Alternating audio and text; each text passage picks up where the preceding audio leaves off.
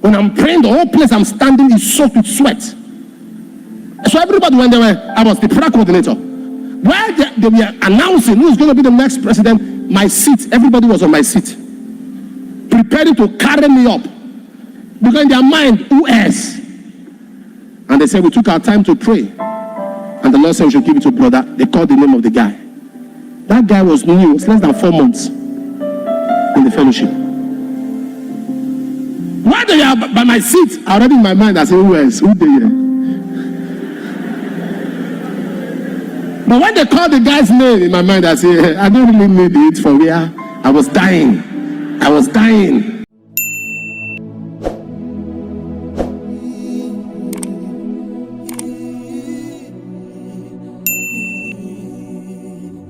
One day, I've told you the story before, we had an engineer.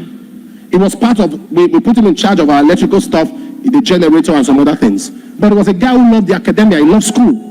He did his master's, he was doing his master's, going to write his exam. So he came to me, I was in my former office, he held my hand, he said, Dad, I'm going for my exam. I prayed for success, he was going, I said, come back. I said, must you write it now? He said, sir, my exam. I said, must you write the exam? He said, but it's my exam. I said, defer it. Put in the letter, defer this exam. I noticed when he went downstairs from the CCTV, I saw him, he was doing like this. And he left. The next 2-3 days or so, the former admin sent me a message. Road safety called our church office because they found his ID card on his body. Along before Gwagwalada. What do you call that place? It's a place. Apache. They found him on the ground, dead.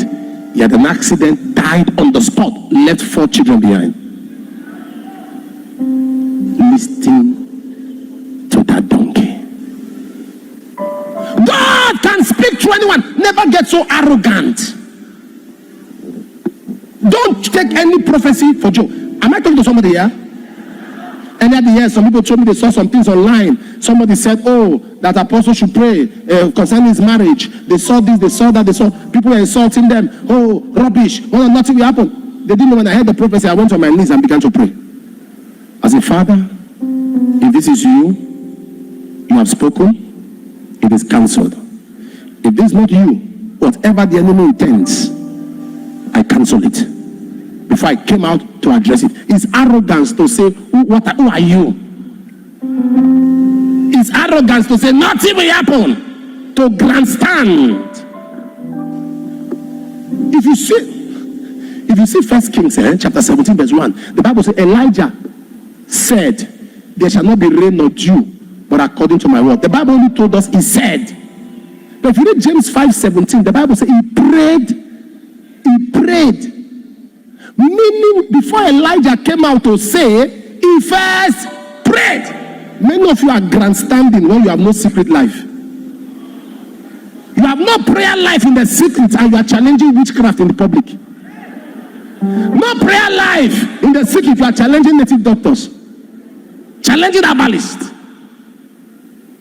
Before you come out to speak against witchcraft, to speak against marine powers, to speak against rulers of the darkness of this world, to speak against principalities and powers, you must know what you have done in the secret.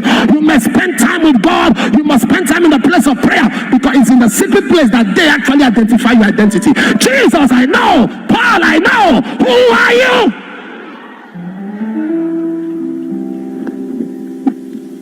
Some young boys in the Bible school were casting out a demon. In America, they were alien students. Demon, come out! Demon will kick some. Demon, come out! Elbow some. They were fighting, 5 of them fighting the demon.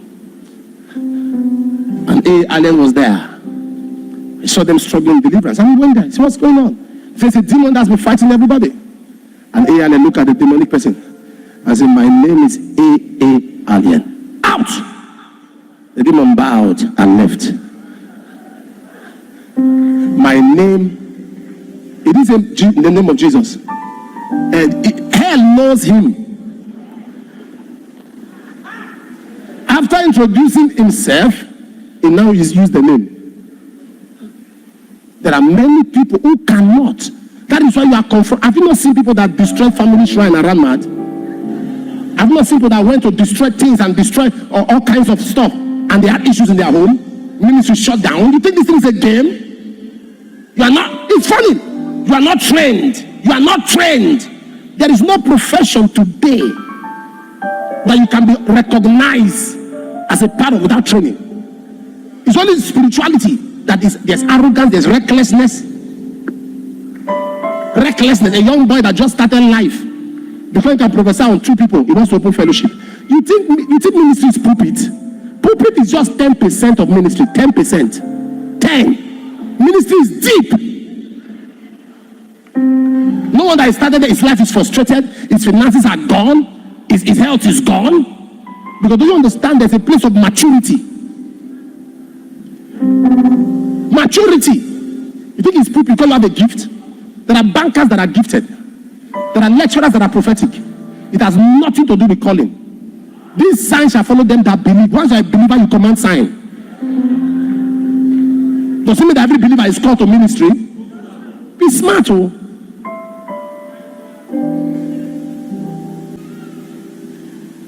There are people today.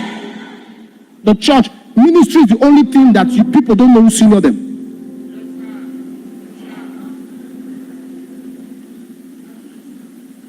They don't know who senior them. In the army, you can't stand before a general and be casual. When my mother was a policewoman, I saw everybody standing. Once my mother is coming, everybody is standing. Because she was a top police boss. Everybody is standing. So one day I went to see my mom, and I saw the AIG coming downstairs going out. I saw my mother stood. And I was angry. So there's somebody my mother can. That was the first time. I thought everybody was under her. I saw her also before the man. The man just passed. And if that AIG means an IG, it was also there's protocol, there is organogram, there's respect. But church, no regard. You can't get HOD now for what? Who is HOD? Brother Tokme? Brother Tokme? Me, Brother Tokme? Who is the HOD? Sister Tobeto? Arrogance everywhere! Not knowing that once the church puts a person in a position, the honor of the father has come upon that person. The respect. You are not seeing that leader with the eyes of his personality, you are seeing with the eyes of the authority. You are seeing that if the authority put this person in charge, I must give this person that honor. I may not like you, but the authority put you there. Doesn't matter what you know about the person. I told you the story of my days in campus, that the person that I led to Christ, you remember? That was going to Kegite meeting. Was going for Kegite meeting. And go deny you, there no you again, no. I go deny you, no you again. I go deny. He was going for Kegite meeting. I stopped him, ministered to him, brought him to my house. He became born again. He was following me to fellowship. Our leaders were leaving, and they were praying on who is the next president. Because of my prayer life. When I'm praying, the whole place I'm standing is soaked with sweat. So everybody, when I was the prayer coordinator. While they were announcing who's going to be the next president, my seat, everybody was on my seat. Preparing to carry me up. Because in their mind, who else? And they said, we took our time to pray. And the Lord said we should give it to brother. They called the name of the guy.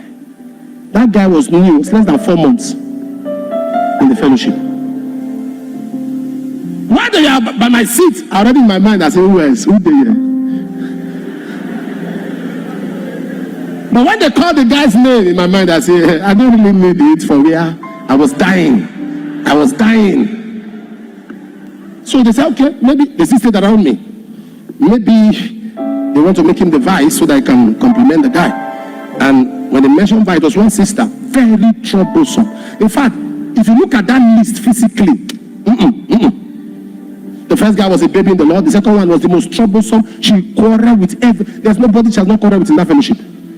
There's nobody she has not fought. She will remove her berets. Berets wearing sister. You know the berets wearing sister in campus are the only ones. They don't wear earring. For her to remove the beret, she want to fight. Come out, cross this line, cross this line. She was a fighter. They made her vice.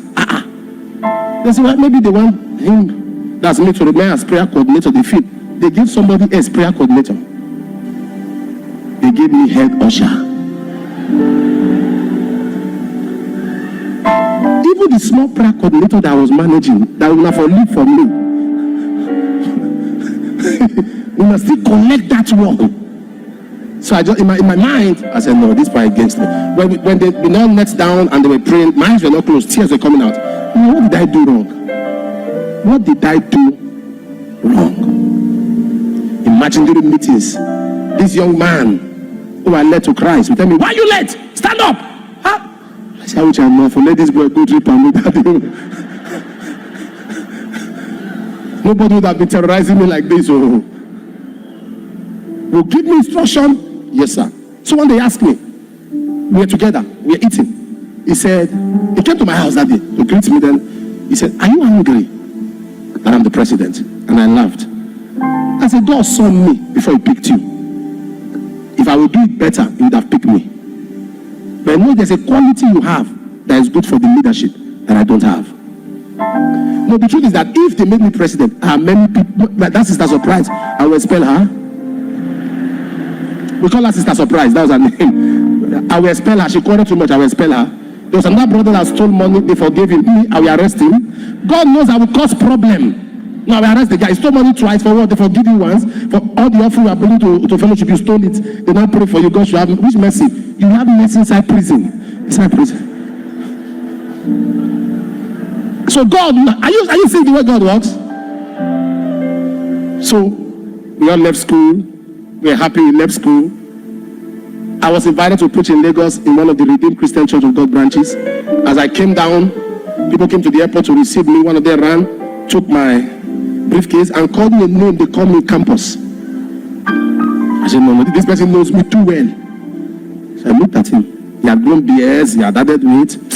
I said, how are you? He said, fine. I said, you know me? He said, look at me, sir. I look at him. So we entered the car. So we are going. We came down. He mentioned some things that happened in campus. I turned. I said, Presido. He said, it's me. I said, how are you? He said, I'm fine, sir. I said, hey! I said, what are you doing here? He said, I'm the head of protocol in the church. I work in the bank. One of the bank managers says, head of protocol. So you head of protocol, I say, yes. So why are you? I said, they detailed me to specially attend to you. I said, this guy will suffer. All the things you did to me in campus, you will suffer. I'll be preaching on the altar like that. He's standing there. I'll just release my handkerchief. It will fall down. He will pick it up. I say, bless you, bless you, bless you.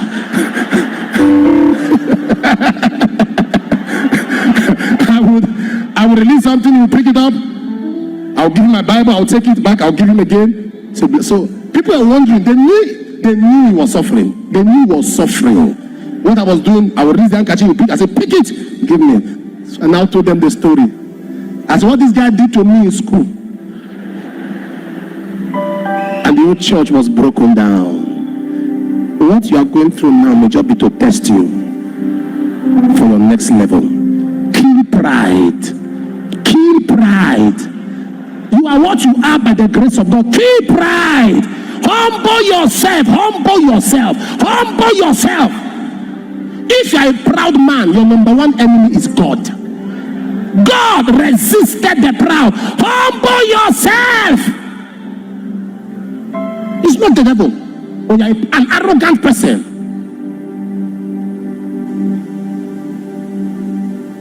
Pride. You have no recourse for anybody. Why are you proud of? What are you proud about? What do you have that you did not receive? The Bible says, what do we have that we did not receive? If we received it, why are we arrogant and act as though we did not receive it? I am what I am by the grace of God. 1 Corinthians 15:10. I am what I am